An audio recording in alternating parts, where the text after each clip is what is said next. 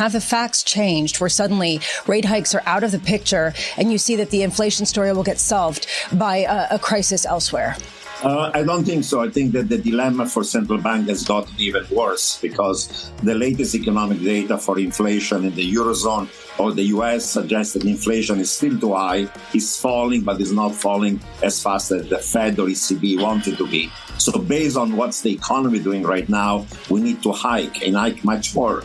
The Fed should go at least closer to 6%. The ECB should bring the repo rate to at least 4%. The problem right now, we're facing a situation of financial instability, and financial instability would suggest to stop hiking, maybe even cutting rates, maybe even resuming quantitative easing. And what the Fed has done is backdoor quantitative easing. But if you do that, you have a risk of the anchoring of inflation expectation. That trade-off existed even before. Raising rates would have led to stresses in financial market, like last year, where bond yields went much higher, credit spread widened. That stress is becoming more severe today because now we have systemic financial problems, but we are also in a situation inflation is staying way too high.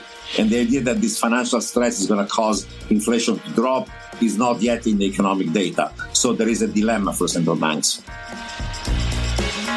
Fed resolveu a crise bancária? No Terraço Cast de número 363. A vinheta inicial, Elisa Abramowitz perguntando a Nouriel Roubini, na Bloomberg, se a crise bancária atual deveria direcionar mudanças no aperto monetário global.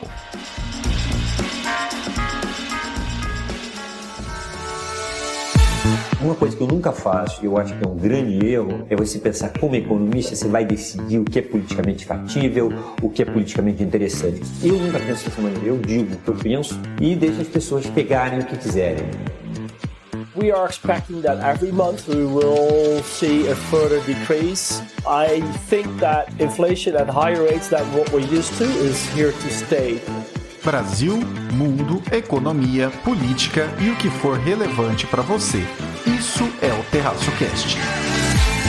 E aí, pessoal, tudo bem? Caio Augusto, diretamente da manhã ou tarde, na verdade bem perto de meio-dia, então decide aí você, de 18 de março de 2023, um sábado em Ourinhos para o 363 do meu, do seu, do nosso Terraço Cast. Quem me acompanha neste é o trio mais amado do Brasil. Vamos a elas. Raquel de Sá, tudo bem? Alô, alô, terraceiros e terraceiras de plantão. Aqui quem fala é ela, a mulher do tempo sem tempo.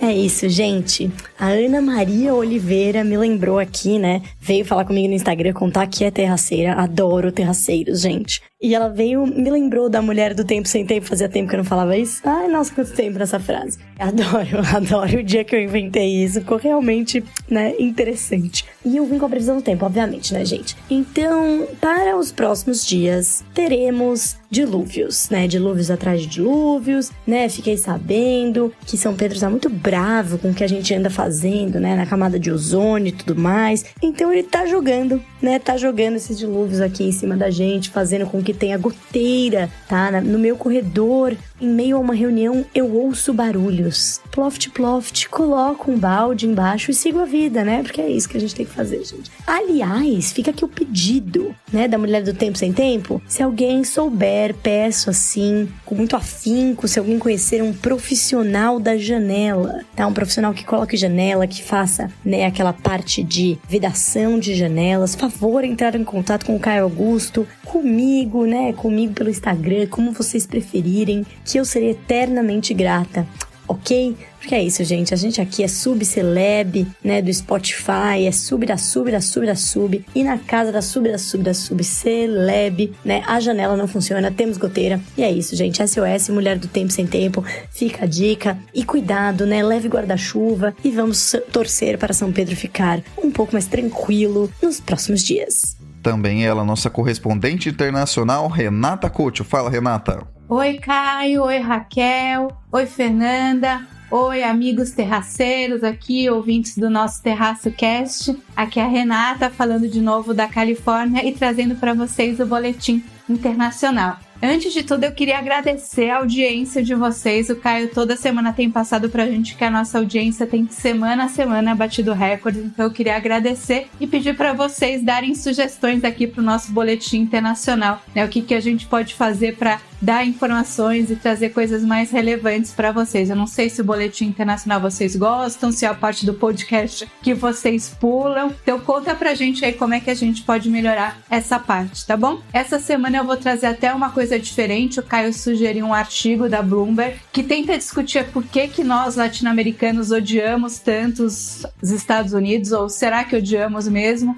Enfim, a gente vai falar sobre o ódio aos Yankees hoje aqui no Terraço Cast, tá bom? E para fechar, ela que sempre traz grandes reflexões que talvez você não teria antes, Fernanda Mello. Fala, Fernanda, tudo bem? E aí, meu time querido e amado Caio, meninas, grande prazer estar com vocês em mais um episódio. E tô aqui, gravando antes do meu treino, mas não poderia deixar de deixá-los com um conteúdo magnífico sobre inflação.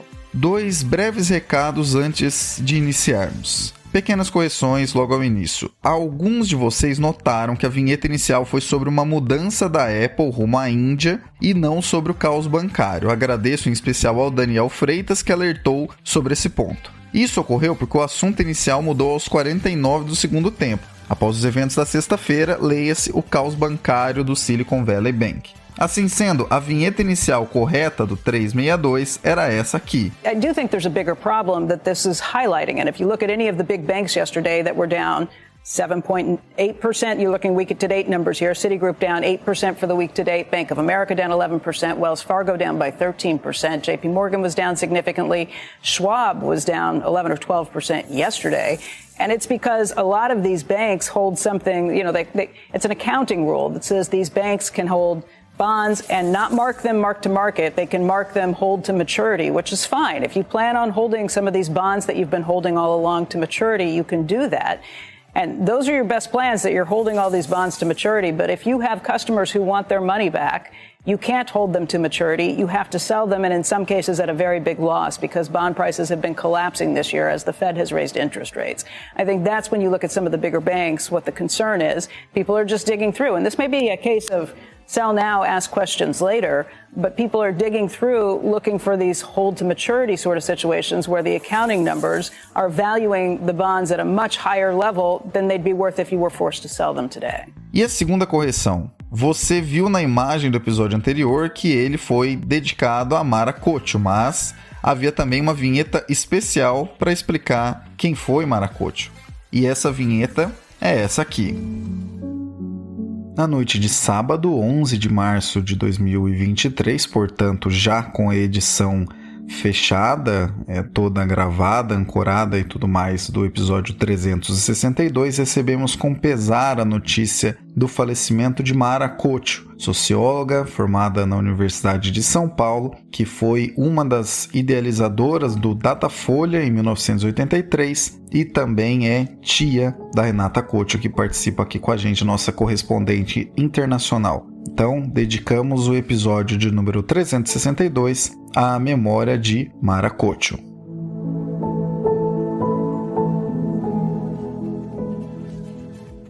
Correções feitas, afinal de contas ninguém aqui tem compromisso com o erro, vamos ao 363.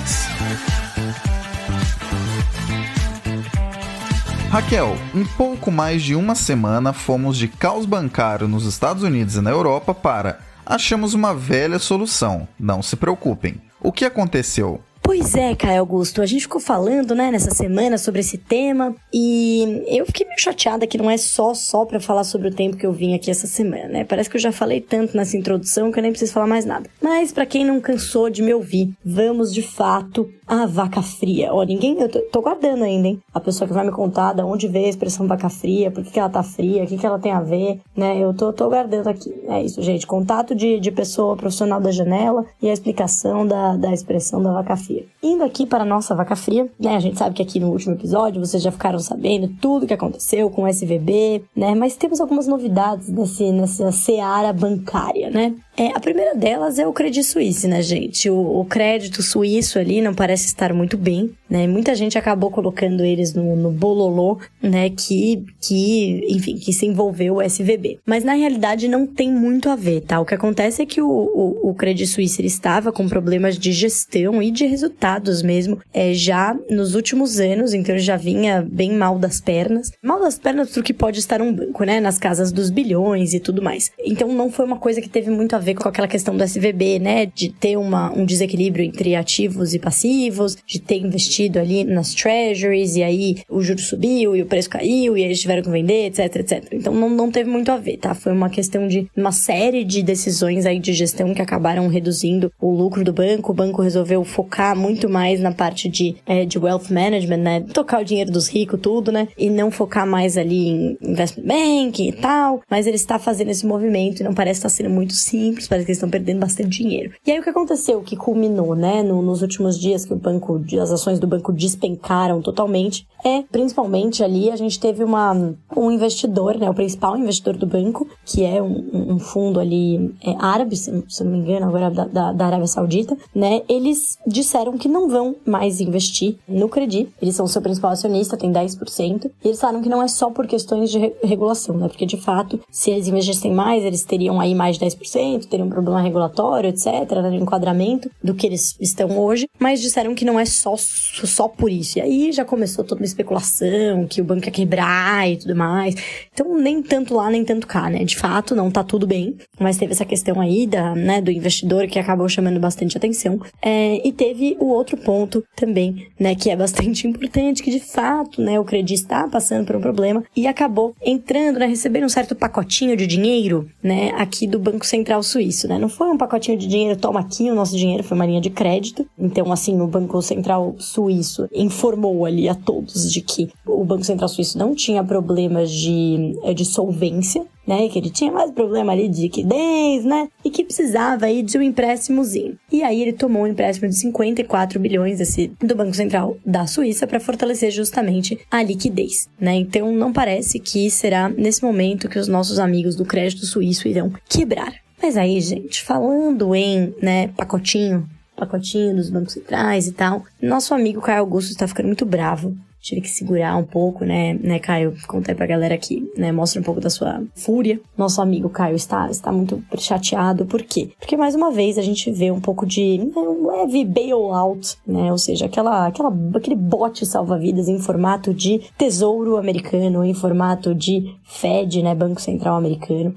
né, para resgatar banquinhos. Então foi anunciada hoje, vamos dizer, uma força-tarefa meio que, tipo, a mamãe mandou a gente fazer e aí eles fizeram, né? A mamãe, no caso, o Tesouro, o Fed e o FDIC, que é basicamente o FGC americano, que eles vão aportar, que terão um aporte, um pacotinho de 30 bilhões, tá? No First Republic, que também estava cambaleando aí desde o colapso do SVB e também do Signature. Então, eles entraram aí no bololô e foram salvos, né? Por que o nosso amigo Caio Augusto tá tão bravo? Porque não é possível, né, que aí, mais uma vez, a gente tem essa questão aí de, né, salvar instituições que estejam numa situação, né, insalubre em termos de financeiros por conta de más decisões de gestão, né? Então, a gente tem aqui, nesse caso, tanto nos Estados Unidos quanto na própria Suíça, né? Então, é um problema de liquidez, mas e aí, né? Complicado, né? Levanta um grande problema de risco moral, né? Quem é muito grande para quebrar, né? E aí parece que não é nenhuma questão de muito grande, é muito sistêmico, muito, enfim, né? Muito olhado, né? Vai gerar um pânico, né? Porque se a gente olha para esses bancos médios nos Estados Unidos, eles representam muito menos do que a gente olhava da relevância dos bancos que estavam em perigo lá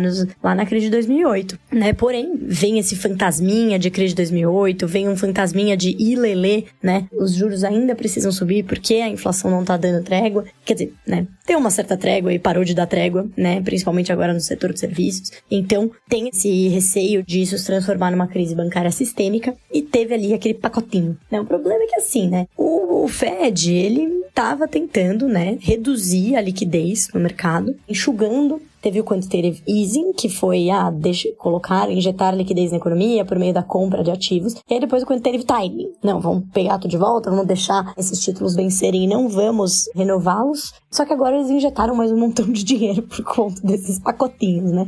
Então, é um pouco um tanto quanto contraditório, não é mesmo, pessoal? Então é isso que tá todo mundo muito preocupado, né? Enfim, todo mundo, Caio Augusto, mas mais gente também. Mas quem não tá preocupado, gente, quem não tá preocupado com essa história de risco moral e de dinheiro do contribuinte americano, quem não tá muito preocupado com isso são os investidores, né? Muitos dos investidores. A gente viu que as reações do mercado foram positivas, né? As bolsas subiram. Muito porque, enfim, tá todo mundo de olho de, pelo amor de Deus, não vamos criar uma bola de neve, né? Os juros já estão subindo, né? Pelo amor de Deus, deem um jeito nisso. E agora, ao mesmo tempo, os investidores estão pensando assim, gente, mas e a males que vem para o bem, não é mesmo? Né? Agora que tá todo esse problemão aí com os bancos, o Fed não vai mais precisar subir os juros, ele vai, na verdade, começar a descer os juros. E aí a gente viu no começo dessa semana, né, em que gravo esse áudio, a gente viu, né, as expectativas para os juros nos Estados Unidos despencarem, né, do tipo, cara, o Banco Central não vai mais subir, pelo contrário, eles vão começar a reduzir. Aí depois ficou claro que, né, na verdade, estava longe de ser um risco sistêmico, talvez não fosse bem assim, né, vieram alguns dados mistos, né, nos últimos dias, então assim, varejo perdendo força, but not really, inflação perdendo força, but not really, então as expectativas já voltaram um pouquinho pro médio, né, elas caíram muito e voltaram até metade do caminho, mas continuam longe de onde elas estavam antes de todo esse rolo aí da quebra do SVB, ou seja, os investidores estão achando que há males que vem para o bem e melhor uns banquinhos quebrados e mais dinheiro rolando na praça do que a gente ter o Fed subindo juros, esse dinheiro caro, né, as ações que acabam não valendo, né, o custo de oportunidade ali tá complicado, o prêmio de risco fica menor, porque, né, investir em ação obviamente é muito mais arriscado e blá blá blá, aquilo que a gente já conhece. Então, né, esses investidores, eles, assim, reagiram bem. Caio Augusto não está feliz com essa reação. E é claro que, assim, na minha opinião, acho que a inflação, ela continua sticky. Quando a gente olha os dados de inflação dos Estados Unidos, a gente já viu esse filme no Brasil, a gente conhece bem, né? A inflação de serviços continua forte. É muito mais difícil de reverter, né? Aquilo que a gente falou desde o ano passado, né? Era mais fácil trazer do 10 pro 5 do que do 5 pro 2, né? Principalmente quando, né, isso em nível de inflação. Principalmente quando a gente olha que do 5 pro 2 é muito serviço, né? É aquela velha história que eu sempre conto. Você é uma manicure, você é um cabeleireiro, você não usa tomate para fazer seu trabalho, porém o tomate tá subindo, o aluguel tá subindo, tá tudo subindo, e você precisa pagar suas contas, e você, né, não vai ser o otário que vai ficar esperando tudo acontecer, né, o preço subir e você ficar para trás. Então você já coloca no seu preço, a inflação se dissemina, né? Então isso está, quando a gente olha para os Estados Unidos, isso está acontecendo, né? O índice, o setor de serviços está com uma inflação ainda subindo, por mais que a inflação, né, o headline, né, a inflação total aí esteja caindo nos últimos 12 meses, serviços ainda está subindo nos últimos 12 meses, né? Ainda tá em tendência de alta, então é bem preocupante. O mercado de trabalho ainda tá bem apertado, ou seja, tem mais vaga do que gente, do que né, desempregado e gente que, na verdade, quer procurar emprego. Isso dá muito poder de barganha para os trabalhadores, isso pressiona ainda mais os salários, o que pressiona a inflação. Então, não é uma situação easy peasy. Eu não queria estar na pele do Banco Central americano, que se encontrará na semana que vem. E quem se encontrará na semana que vem também, gente, é o Copom. É o nosso Comitê de Política Monetária. Então teremos aquela super quarta em que a Raquel, a mulher do tempo sem tempo, estará mais sem tempo que nunca. Por quê? Porque vai ser uma decisão super importante, né? Vai ser uma decisão super, enfim, tanto lá quanto cá. Porque aqui, além de todo esse bololô internacional, a gente tem do nosso lado aqui o risco fiscal, né? Estamos à espera do arcabouço fiscal, né? Por quê? Porque, poxa, a gente pode pensar assim, não, olha a bagunça que tá tendo no mundo, esses bancos, isso pode acontecer no Brasil, né? Isso é culpa dos juros estão subindo, que a gente ainda tem um problema de crédito, olha o que aconteceu com Americanas, tem várias empresas que vão ter problema de crédito, muita gente, né? Não só o governo, mas tem outras pessoas falando isso, do problema do crédito e tal. Só que, gente, né, temos, né, ao mesmo tempo, muita gente ali do governo falando que vai não só aumentar gastos, mas aumentar o crédito, né? Aumentar, assim, né, o crédito subsidiado, que a gente já falou aqui várias vezes, que diminui a efetividade, né, o impacto da taxa básica de juros. então interfere ali na política monetária.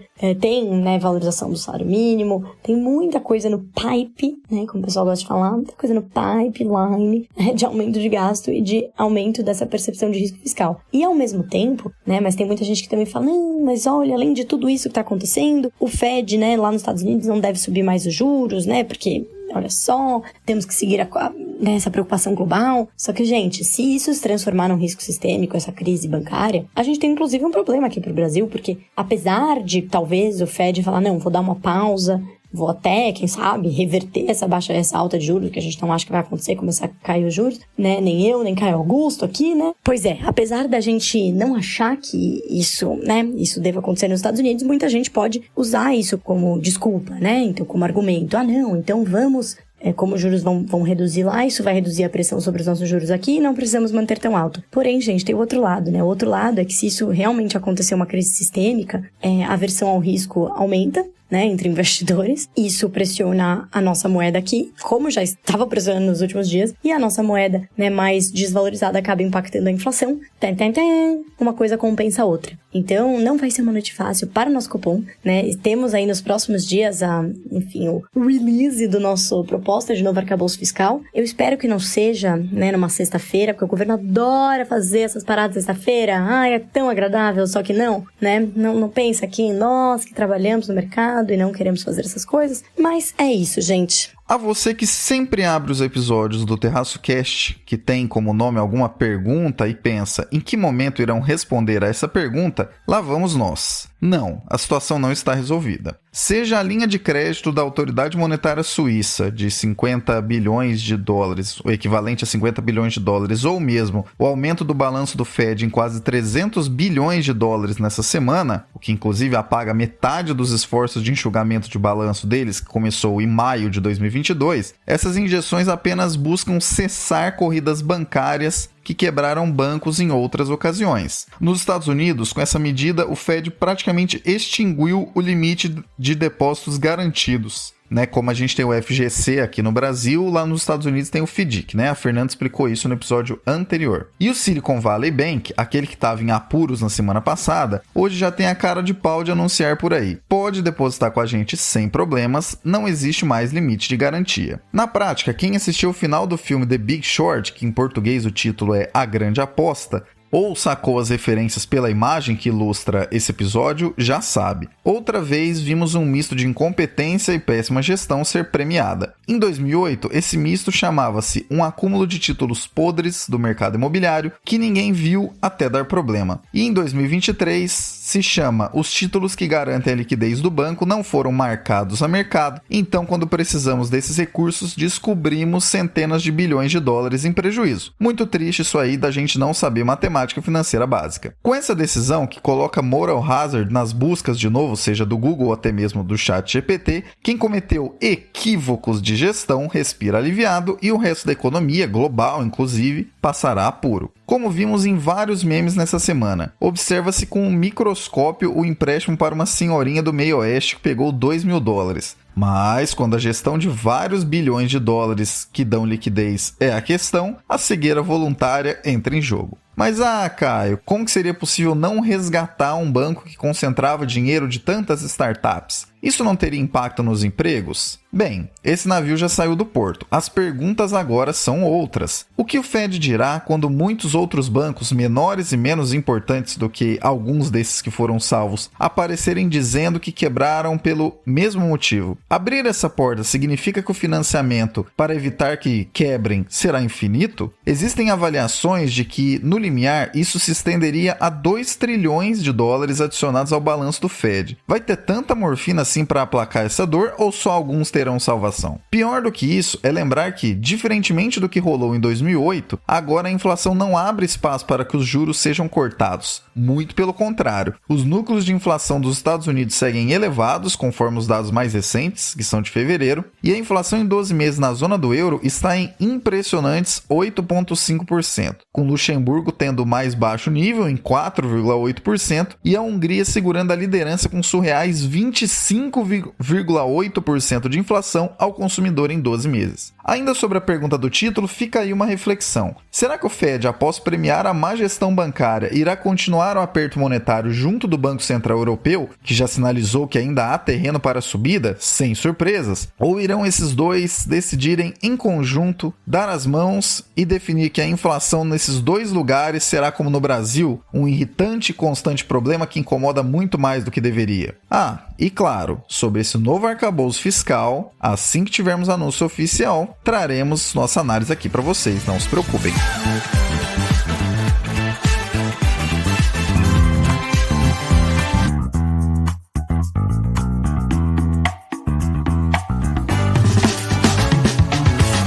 Já pensou em ter um conteúdo do Terraço Econômico associado à sua marca? Produzimos conteúdos multiplataforma, pode ser texto, áudio ou até vídeo, com nosso jeitinho e direcionado a centenas de milhares de pessoas que nos acompanham anualmente. Quem sabe sua marca pode ser a próxima. Para saber mais, olha a nossa Linktree, o link Contrate o Terraço e nos chame que, em conjunto, fazemos acontecer.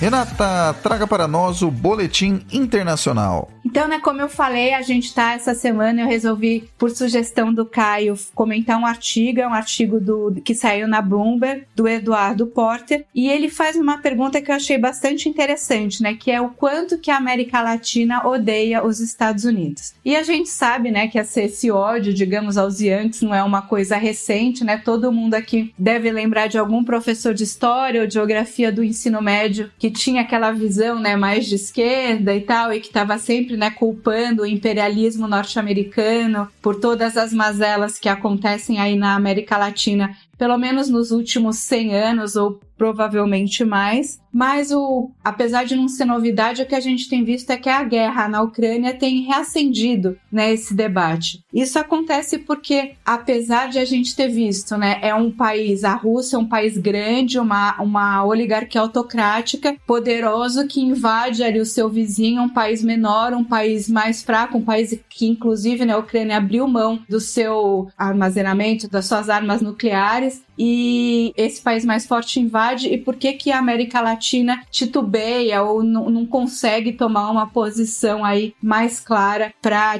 defender a Ucrânia, que seria o país, obviamente, que está sendo invadido nessa guerra? E o que a gente vê é que a maior parte dos líderes americanos, eles não dão muita importância para o que o Zelensky está falando, para os crimes de guerra que ele acusa a Rússia, porque existe, e uma das razões, e o Eduardo Porter discute isso nesse artigo, por que isso acontece, Por que a gente está vendo os governos, principalmente os governos de esquerda da América Latina inteira, do Oiapoque ao Chuí, mas na verdade, da Argentina até o México, os governos de esquerda não têm se posicionado de maneira definitiva a favor da Ucrânia, o que a gente, numa situação dessa em que há um invasor, ou que há um oprimido e um opressor, o fato de você ficar calado e não querer tomar posição já é, de uma certa forma, estar apoiando aquele que está invadindo. A gente sabe, claro, que esse posicionamento da América Latina não é uma coisa homogênea, então a gente tem desde o AMLO, que é o presidente do México, que chegou a condenar a decisão da Alemanha de fornecer tanques e outros materiais e equipamentos de guerra para a Ucrânia, então numa posição aí mais contra a Ucrânia, no caso do México, até o Boric do Chile, que desde o começo tem condenado a invasão russa, então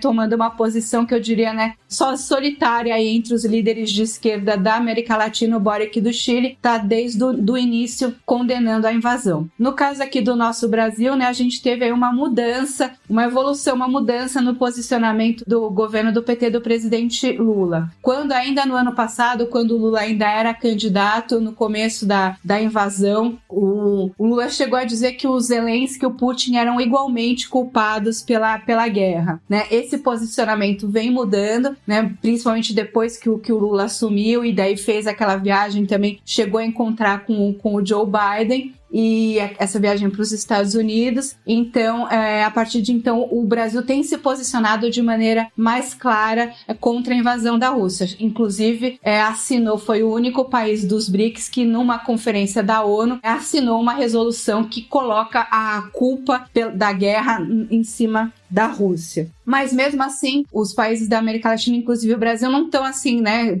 fortemente condenando a Rússia e se colocando do mesmo lado dos Estados Unidos também de maneira clara, né? Existe essa mística aqui da América Latina de que os líderes da América Latina, se os Estados Unidos estão num lugar, eles querem estar do outro, né? Não querem muito aparecer na mesma foto apoiando alguma posição aí de conflito, de guerra dos Estados Unidos. E assim, apesar de a gente pode dizer, né, que esse sentimento anti-americano é meio exagerado, ele tem alguma razão de ser, né? Os Estados Unidos, eles tiveram uma posição bem discutível e bem forte na América Latina durante a Guerra Fria, né? E acabaram patrocinando uma série de governos, ditaduras na América Latina, mas que estavam ali em conformidade, né, com os interesses dos Estados Unidos, evitando aí, né, que nesse contexto de Guerra Fria os países da América Latina seguissem o exemplo de Cuba e se alinhassem na época, a União Soviética. Os Estados Unidos acabaram patrocinando uma série de ditaduras na América Latina. E fora isso, né, mais recentemente a gente teve várias ações de guerra discutíveis dos Estados Unidos, por exemplo, na época do George Bush, a guerra contra o Iraque, né, que os Estados Unidos, de certa forma, também invadiu um país, né, colocou ali algumas justificativas de armas de destruição em massa que nunca foram se comprovadas. Então, assim, existe, né, a gente pode falar, um exagero, e a Ucrânia não tem nada a ver com isso, né, a gente deveria apoiar a Ucrânia, que é um país que foi invadido sem provocação, independentemente da posição dos Estados Unidos, mas um certo receio de estar ao mesmo lado dos Estados Unidos é, de certa forma, justificado. E o artigo, né, da Bloomberg discute que essa questão também não é o único problema. Além da questão aí, digamos, ideológica, né, do anti-americanismo, de ser contra aí, o imperialismo yankee, a América Latina também tem interesses ali econômicos de não se posicionar nessa guerra, né?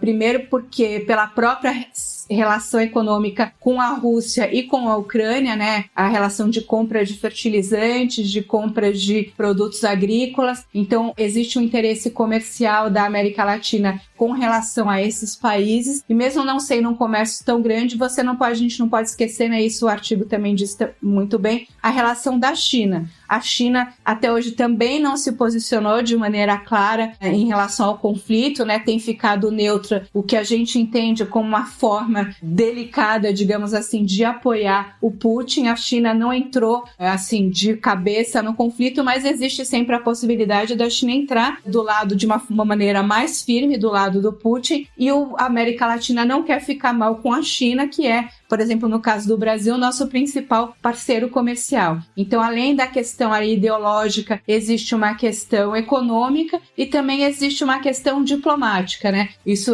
tá bem claro aí nas falas do presidente Lula com relação a esse conflito, né? Existe aí, digamos, uma ambição da América Latina por ter se mostrado ali neutra nesse conflito, não só nesse conflito como em vários outros, né? Considerado uma região mais da paz. Existe um interesse desses países de mediarem o conflito da guerra da Ucrânia com a Rússia e com isso conseguirem melhorar aí a sua importância, né, na geopolítica, na diplomacia mundial. A gente sabe que o Brasil, por exemplo, vem pleiteando faz tempo um lugar no Conselho de Segurança da ONU, então, de alguma forma, assumir um protagonismo nessas negociações de paz é um interesse diplomático dos países da América Latina, e se colocando nessa posição aí mais ou menos neutra, fortalece ou, digamos, favorece essa ambição. Mas, assim, o artigo termina, e eu acho que uma coisa interessante de mostrar, né, que esse anti-americanismo, ele vem mais dos líderes dos países latino-americanos do que da população. Uma pesquisa recente, né, que esse artigo da Bloomberg traz, mostra que 58% dos habitantes da América Latina têm uma boa opinião a respeito da Rússia e da China, né, 58%, então é um percentual grande, mas a opinião com relação aos Estados Unidos são 72%, então a população da América Latina como um todo, ao contrário, digamos assim, dos governantes, tem bastante admiração pelos Estados Unidos, não sente, né? É o país que mais recebe imigrantes latino-americanos, as populações em si não têm esse sentimento anti-americanismo tão grande que a gente vê aí nos principais líderes de esquerda desses países. Eu achei que era interessante trazer esse debate, né? Não é uma coisa assim de notícias, a gente aqui no Boletim Internacional costuma trazer mais notícias para vocês, mas mas eu achei esse artigo interessante e achei que valia a pena a reflexão com vocês, né? Como eu disse, é o artigo da Bloomberg, escrito pelo Eduardo Portes, não é a minha opinião, eu tô meio contando aí a opinião dele, mas eu achei que algumas coisas são a minha opinião, eu não concordo totalmente com o artigo, eu concordo com boa parte, mas achei interessante a gente refletir. E também queria perguntar aí pra vocês, se vocês gostam desse tipo, né? Dão um feedback pra gente aí, se vocês querem mais desse tipo de comentário aqui no Boletim Internacional, ou se vocês preferem aí mais notícias ou um mix das duas coisas, tá bom? Atenção, você que adora interagir com a gente, e estamos vendo isso tudo com os emojis. Reforço aqui o recado da Renata. Se tiver algum assunto que você que nos ouve pensa que pode se encaixar no Boletim Internacional, não se acanhe, chame a gente para sugerir. Em relação ao assunto dessa semana, precisamos admitir, paixões ideológicas nos impedem, ou ao menos reduzem muito, a capacidade de analisar friamente as coisas. Mas absurdos seguem sendo absurdos apesar de tudo isso. Quando um país invade o outro, independente de quais sejam suas motivações, pessoas precisam sair de suas casas, literalmente para evitarem a perda de suas próprias vidas. Histórias ficam para trás, conexões, proximidades entre pessoas e lugares. Definitivamente não é algo trivial ou meramente justificável com base em alguma posição ideológica. As soberanias dos países precisam ser respeitadas e conflitos armados que causam tanta perda e destruição humana, social e, claro, também econômica, não precisam de tanto pano passado assim, pessoal. O que esse artigo comentado pela Renata coloca em cena é o escancarar de uma questão realmente curiosa aqui nesse pedaço da América, abaixo do Equador, onde não existe pecado, como dizia aquela canção do Ney Matogrosso. Seja do país que você pensa ser um modelo a ser seguido, ou vindo de alguma região com a qual você tem total antipatia, absurdos não deixam de ser absurdos a depender de quem os comete. A diferença entre análise e torcida está justamente nessa linha tênue entre ver o que acontece e descrever um cenário motivado por visões pessoais explícitas. O mundo hoje é multipolar, como sempre te lembramos por aqui. Os Estados Unidos defendem seus interesses, a Europa segue os Estados Unidos, mas também tem os seus, isso sem falar dos países do Reino Unido, com todos os seus problemas atuais, que também buscam favorecer seus próprios interesses. A Rússia coloca em pauta que gostaria de se expandir territorialmente para voltar a ser a extensa União Soviética pré-muro de Berlim. A China silenciosamente tenta mexer as alavancas do mundo para sair na frente. Enfim, se é bem difícil separar interesses de tantas partes ao mesmo tempo, é bem mais fácil reconhecer quando absurdos acontecem. Ah, e só para encerrar esse comentário, se você gostou dessa ideia para o Boletim Internacional, ou se prefere o meio mais hard news que seguimos normalmente, não deixe de nos avisar para que sigamos calibrando o conteúdo de acordo com o que nossa gloriosa audiência mais acha relevante.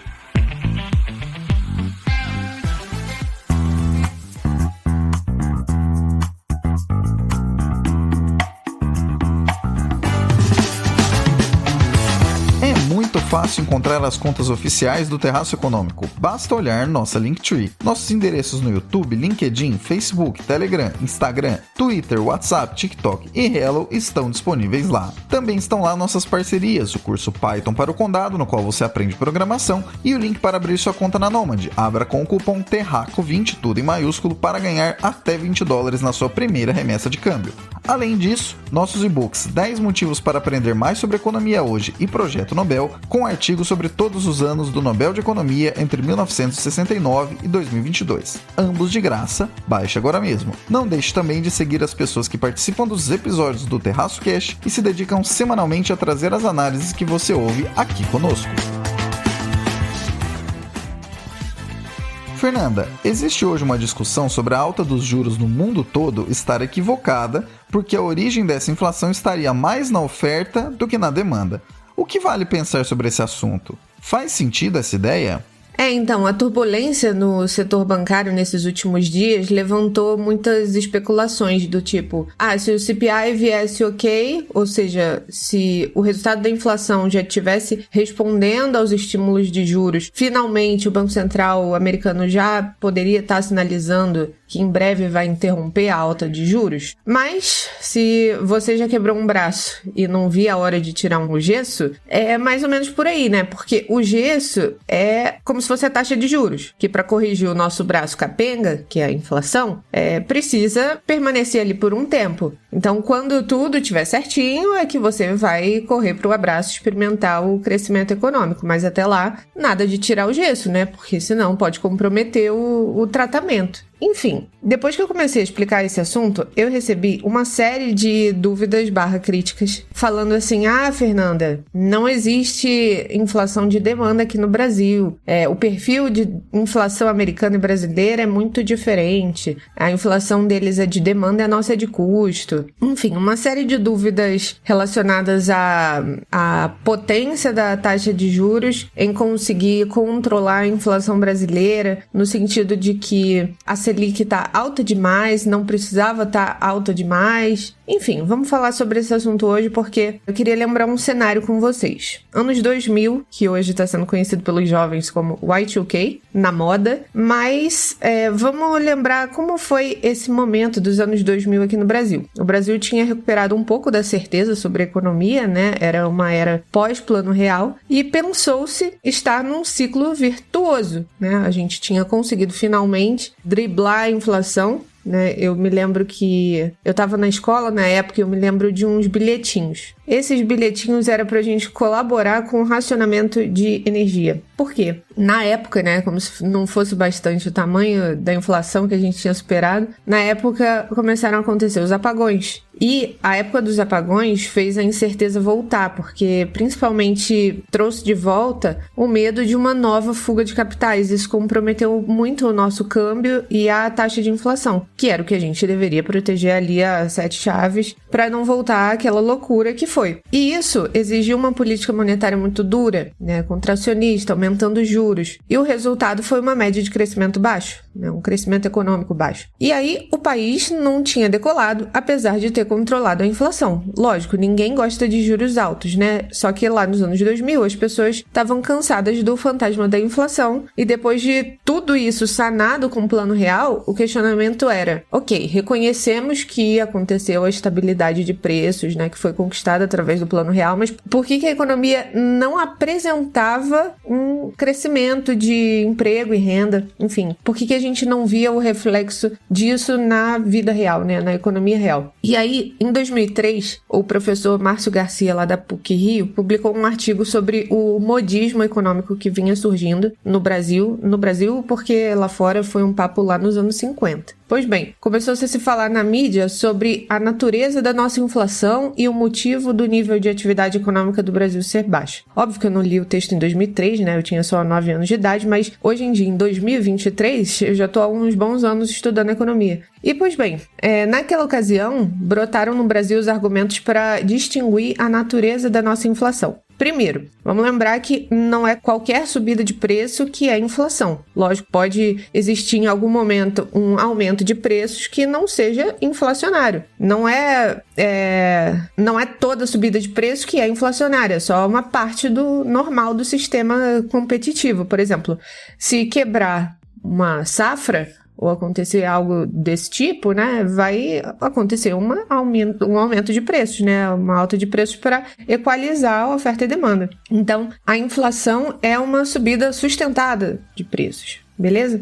Legal. Então, na década de 50, né, pós Segunda Guerra Mundial, especialmente nos Estados Unidos, eles precisavam estimular a economia. O país precisava se recuperar, mas achavam na época que diminuir os impostos para estimular a economia e o emprego ia significar um déficit orçamentário maior e que um déficit orçamentário automaticamente era inflacionário. Era um cenário pós-guerra e coexistia o aumento de preços, né, um nome diferentão aí para inflação, com um desemprego maior que no período imediatamente anterior. Ou seja, inflação e desemprego acontecendo juntos. Então, foi dessa época que se constituiu a ideia de isolar o motivo de inflação entre inflação de demanda e inflação de custos. Para vocês terem uma ideia, essa história é anterior à curva de Phillips, aquela que diz sobre a relação entre inflação e desemprego. Tá, mas o que seria a inflação de custo? A inflação de custo ela estaria geralmente associada a um aumento de salários superiores às condições de demanda por trabalho. O que já pressupõe que os trabalhadores são muito organizados em sindicatos e que os sindicatos são fortes e que eles têm poder de barganha para negociar um salário acima do mercado. É uma ideia de inflação wage push, né? Ou empurrada por salário, na tradução. Outra teoria que tenta explicar o fenômeno da inflação é a chamada teoria da inflação setorial. A hipótese básica é a rigidez de preços e salários, e nesse caso, os preços subiriam no setor atingido pela maior procura e não seriam compensados por uma queda nos preços no setor que a demanda se reduziu. E aí geraria uma inflação, né, um aumento generalizado, sem a parte da demanda agregada. Veja bem, a inflação é um aumento generalizado dos preços. Só que preços são o resultado sempre da conjugação entre oferta e demanda. Vale a pena a gente lembrar que as variações setoriais de demanda e de oferta só implicam em inflação se as políticas monetária e fiscal forem passivas, né? Se elas não reagirem a isso. E hoje em dia, o que os bancos centrais defendem é justamente o contrário disso, né? Uma política monetária combativa, dura, que não arrega para a inflação. E uma política fiscal que deveria ser mais responsável, não é o que a gente está vendo aqui, né? A gente está vendo no Brasil um trabalho muito maior da política monetária e a fiscal... né? Quem assistiu o Terraço Cast em 2022 sabe bem do que eu tô falando. Enfim, o que ocorre é, se a gente tentar distinguir na prática, isolando os efeitos para saber se o processo inflacionário é iniciado por pressões de demanda ou de custos, em um dado momento, ambos os componentes vão interagir. E isso deixa muito difícil de estabelecer qual dos dois é o mais importante. Como que a gente vai escolher um ponto do episódio inflacionário? A partir dali, a gente vai começar a determinar se foi um aumento de preço ou de salário ocorrido em um determinado ponto exatamente e dali em diante começar a entender, né? Claramente, qualquer procedimento para fazer isso pode ser questionado por depender de um julgamento. É uma seleção muito arbitrária de evidências. E a linha de ataque mais frutífera é através de um estudo estatístico mais transversal de uma série de mercados diferentes. Então, a ideia é de que se a gente tiver uma inflação de demanda, o combate da inflação seria através de política monetária ou uma política fiscal restritiva restringindo o gasto público. Mas se a inflação fosse de custo, a gente ia precisar de uma política de preço e renda. Então, tentar identificar a natureza da inflação, né, como demanda ou custo, tende a dar a falsa ideia de que a gente precisa de remédio diferente para cada tipo de inflação. No Brasil, a taxa de juros real causa um impacto no hiato do produto com um intervalo de 3 a 6 meses, ou seja, não é imediato. Não é que a Selic subiu agora, o primeiro dado de inflação já veio e a gente já pode interromper, entendeu? A gente tem um tempo de maturação. Se existem poucos recursos disponíveis e o risco de escassez, também existe um risco inflacionário. A decisão de política monetária tem uma defasagem temporal. Isso pode chegar até 9 meses, 1 ano. E, ainda, os juros nominais afetam o câmbio no curto prazo, que, por sua vez, afeta o preço dos importados. Então, vejam, a gente está atrasado até no debate, porque, assim, me perdoem, não é essa discussão que a gente deveria estar tendo. Não é esse tipo de discussão que brota na roda técnica, né? Mas eu vejo isso muito na mídia e as pessoas propagando isso. Enfim, acho que é mais um discurso político do que, de fato, econômico, porque, assim, não é por aí. Ah, Fernanda, mas você passou 2021 e 2022 todo falando sobre os auxílios, sobre os choques de oferta por conta da falta de chips, o impacto do setor de energia. Pois bem, não confunda, como diz o ditado, espingarda de caçar rolinha com espinafre de caçarolinha. No mundo não se discute mais isso. Hoje em dia a gente entende que a grande preocupação é ancorar a expectativa e é por isso que a gente precisa de uma política monetária dura e combativa. Ela poderia ser um pouco menos dura e menos combativa se tivesse também uma política fiscal igualmente responsável. Não é o que está acontecendo. Então, vamos acompanhar as cenas dos próximos capítulos, né, meus caros? Preste bem atenção nesse trecho do episódio porque vamos te dar uma dica valiosa sobre decisões de juros no futuro. Levando em conta que os banqueiros centrais estejam alinhados às missões para as quais foram designados, toda decisão de juros será movida especificamente em direção a cumprir essas missões. Se pareceu economês, vamos lá. Fed tem como missões a estabilidade dos preços e da moeda, mirando na inflação de 2%, e a busca de uma estabilidade no mercado de trabalho, que hoje está no menor nível em mais de 50 anos. Então, sabe o que vai fazer com que por lá os juros subam ou desçam? Isso mesmo, a inflação rumar para 2% e o mercado de trabalho rumar para a normalidade que não pressiona preços e nem sinaliza que recessões estejam no caminho. Por qual motivo é importante fazer esse apontamento? Porque no debate econômico, seja aqui ou mesmo lá fora, sempre levam em consideração colocar um monte de condicionantes estruturais e conjunturais para explicar os rumos dos juros. E de vez em quando, principalmente quando os juros estão altos como agora por aqui, ou altos e ainda subindo como lá fora nesse momento, parecem fazer com que quem analisa esses rumos se esqueça de olhar justamente desses objetivos a serem perseguidos. A Fernanda deu uma verdadeira aula sobre a origem da questão que mais embaça esse debate. A clássica, a inflação é de oferta ou de demanda? Um humilde complemento que este que aqui a Ancora adiciona é o seguinte: o debate econômico fica ainda mais robusto quando existe um olhar para os dados, para além das boas intenções. Economia é uma ciência social aberta e por isso sem respostas fechadas. Mas uma coisa segue sendo muito verdadeira: o ancorar de expectativas, principalmente as que são relacionadas à inflação, é o que rege as decisões de longo prazo dos bancos centrais, ou, ao menos em teoria, o que deveria motivar as decisões de juros. E, claro, um último lembrete importante: juro é uma política de alto forno, então, tanto a subida quanto a queda demoram a entrar na economia. A mágica canetada que muita gente sugere pode, no final das contas, ser apenas um tiro pela culatra, ou até mesmo a diminuição forte de alguma boa política, como rolou esses dias no Brasil, com o consignado após uma decisão descabida, o que não tem relação direta com a decisão dos bancos centrais, mas entra direitinho na clássica de boas intenções, o inferno está cheio.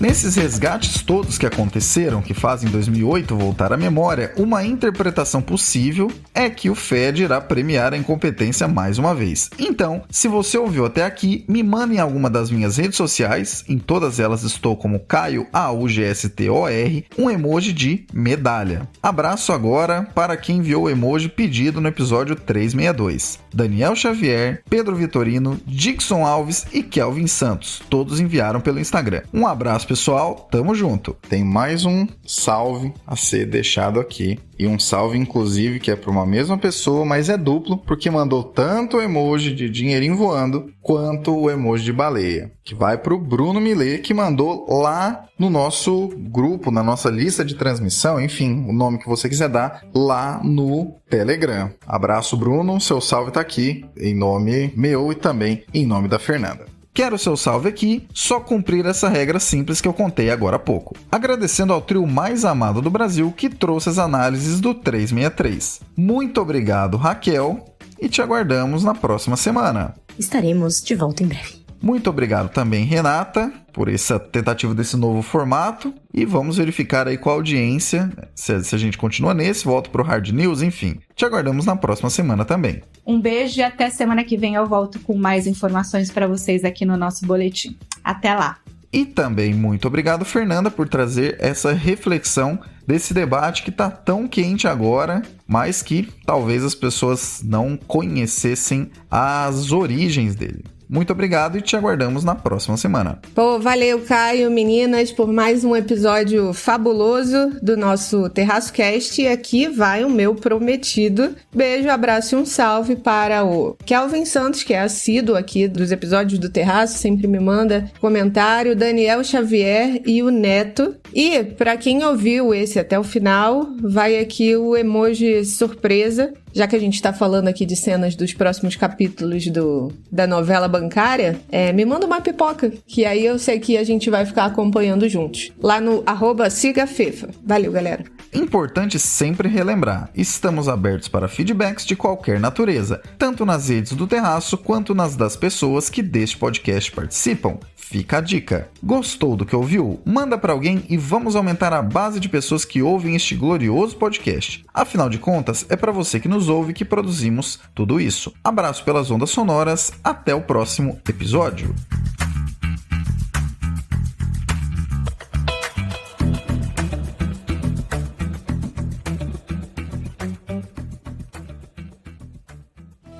Este episódio foi editado por Atelas, soluções em áudio para podcasts. Encontre a Atelas nas redes sociais.